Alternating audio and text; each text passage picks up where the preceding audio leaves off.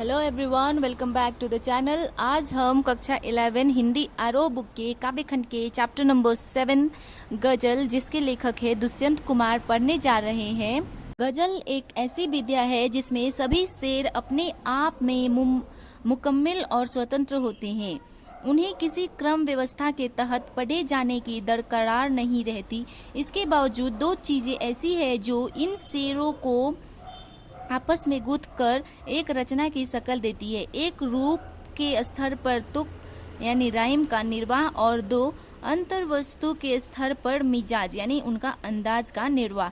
जैसे कि आप देखेंगे इस चैप्टर में, यहाँ पहले शेर की दो पंक्तियों का तुक मिलता है और उसके बाद सभी शेरों की दूसरी पंक्तियों में उस तुक का निर्वाह होता है। आमतौर पर गजल के शेरों में केंद्रीय भाव का होना जरूरी नहीं है, लेकिन यहाँ पूरी गजल एक खास मनस्थिति में लिखी गई जान पड़ती है। यह गजल राजनीति और समाज में जो कुछ चल रहा है उसे खारिज करने और विकल्प की तलाश को मान्यता देने का भाव एक तरह से इस गजल का केंद्रीय सूत्र बन गया है। इस प्रकार दुष्यंत की यह गजल हिंदी गजल का सुंदर नमूना प्रस्तुत करती है। तो आइए अब हम इस चैप्टर को शुरू करते हैं। गजल कभी राजनीतिज्ञों द्वारा निर्मित सामाजिक व्यवस्था की वास्तविकता पर प्रकाश डालते हुए कहते हैं कि स्वतंत्र भारत का जो सपना उन्होंने देखा था वह पूरा ही नहीं हुआ। नेताओं ने हर घर में खुशियों के दिए जलाने के सपने दिखाए थे, जबकि पूरा समाज ही इन सुख सुविधाओं से वंचित रहा, यानी कि उनको कोई सुख सुविधा नहीं मिली। जिन्होंने जल कल्याण का दायित्व लिया वही भ्रष्टाचार्य में लिप्त है। भ्रष्टाचार्य आजकल घर घर में होता है। मतलब उनका कहने का मतलब है जिन्होंने जन कल्याण की भार अपने हाथों में लिया वो भ्रष्टाचारी में लिप्त हो गया है। कभी कहते हैं कि यहाँ के लोग कर्म पर नहीं भाग्य पर विश्वास करते हैं।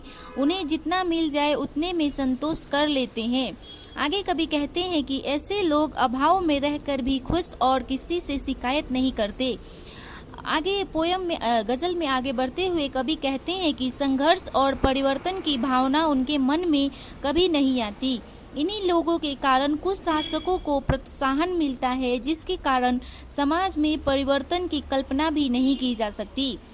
कभी आगे कहते हैं कि वे पत्थर दिल बने नेताओं के शोषण में पूरी जिंदगी गुजारने के लिए तैयार है। कभी इन जैसे लोगों के मन में क्रांति की आग सुलगाना चाहते हैं ताकि ये अपने अधिकारों और स्वतंत्रता के प्रति जागरूक हो सके।